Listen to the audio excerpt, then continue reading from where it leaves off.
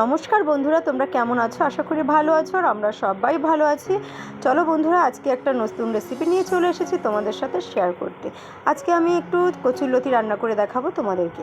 আর তার জন্য আমি এখানে নিয়ে নিয়েছি কিছু পরিমাণ চিংড়ি মাছ বেছে নিয়েছি। এখানে কয়েকটা কাঁচা লঙ্কা রয়েছে চিড়ে দেওয়া, আর এখানে দুটো গোটা পেঁয়াজ রয়েছে কুচানো, আর কিছু রসুন রয়েছে, আর এখানে রয়েছে কচুরলতি আমি সুন্দর করে ছাড়িয়ে বেছে নিয়েছি ধুয়ে।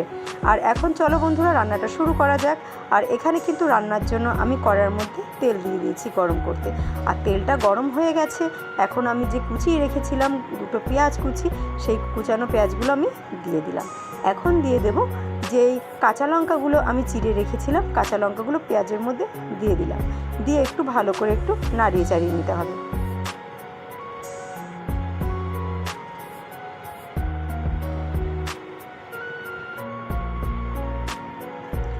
পেঁয়াজটা কিন্তু আমার নাড়িয়ে চাড়িয়ে নেওয়া হয়ে গেছে। আমি পেঁয়াজটা লাল লাল করে ভাজবো না, একটু অল্পই ভাজলাম।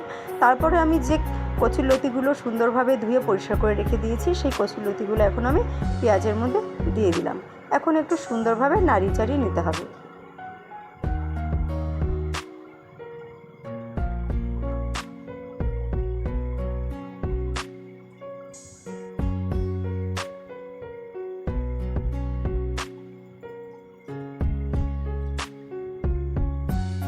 এখন আমি এই কচুরলতির মধ্যে দিয়ে দেব কিছু পরিমাণ নুন,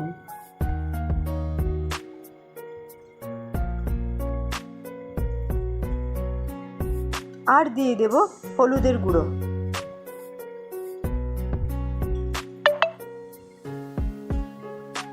এখন একটু নাড়িয়ে চাড়িয়ে নিতে হবে হলুদ আর নুনের সাথে ভালো করে।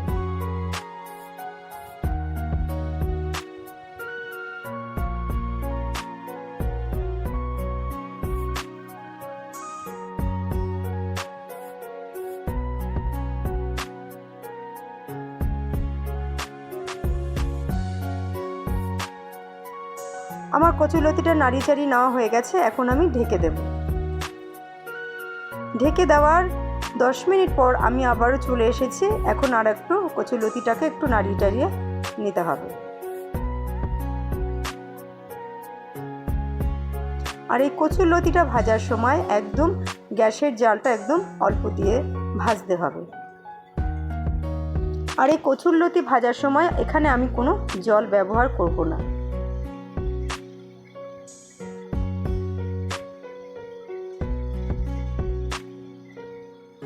এই কচুরলতিটা একটু নাড়িয়ে নিয়েছি, চাড়িয়ে নিয়েছি। এবার আমি আবারও ঢেকে দিলাম। আবারও ঢেকে দেওয়ার পর আবার 5 থেকে 10 মিনিট পর আমি আবার চলে আসলাম। আর এই জলটা যে পড়লো, এই জলটা ওই যে ঢেকে রেখেছিলাম, ওই বাষ্পটা যে জলটা, ওই জলটাই আমি এখানে একটু পরিমাণও জল ব্যবহার করব না। আপনাদের কিন্তু বাড়িতে এভাবেই অল্প আঁচে দিয়ে সুন্দরভাবে ঢেকে ঢেকে ভাজতে হবে। বেশি জোরে জাল দিলে কিন্তু কচুরলতিটা পুড়ে যাবে আর কচুরলতিটা সেদ্ধ হবে না।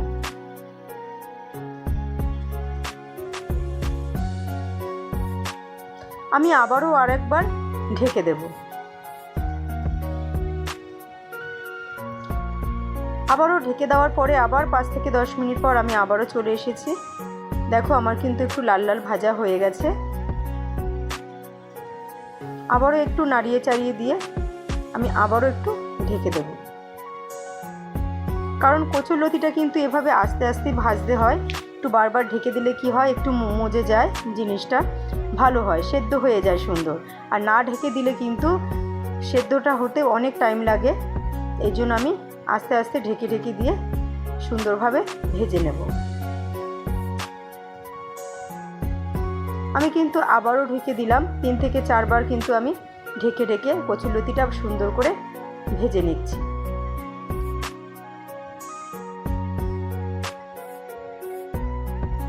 আগের তুলনায় কিন্তু কচুরলতিটা অনেক নরম হয়ে গেছে, দেখতেই পাচ্ছ বন্ধুরা। আমার কিন্তু কচুরলতিটা হয়ে গেছে। এখন আমি এর মধ্যে যে চিংড়ি মাছটা ভেজে নিয়েছিলাম, চিংড়ি মাছটা এখানে দিয়ে দিলাম। এখন চিংড়ি মাছের সাথে কচুরলতিগুলোকে ভালো করে মিশিয়ে নিতে হবে নাড়িয়ে চাড়িয়ে। আবারও 2 থেকে 3 মিনিট এভাবে সুন্দরভাবে একটু ভেজে নিতে হবে। আমি আর ঢাকবো না, যেহেতু আমার কচুরলতিগুলো হয়ে গেছে সেদ্ধ।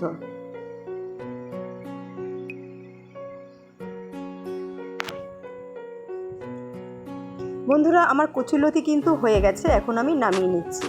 আর এই কচুরলতি খেতে কিন্তু খুবই সুন্দর লাগে। আর আমি যেভাবে কচুরলতিটা ভাজা করলাম, বন্ধুরা আপনারা বাড়িতে একবার করে খেয়ে দেখবেন, আশা করি খুবই ভালো লাগবে। আর কচুরলতি বাছতে একটু ঝামেলা যদিও, কিন্তু খেতে কিন্তু খুবই সুন্দর লাগে।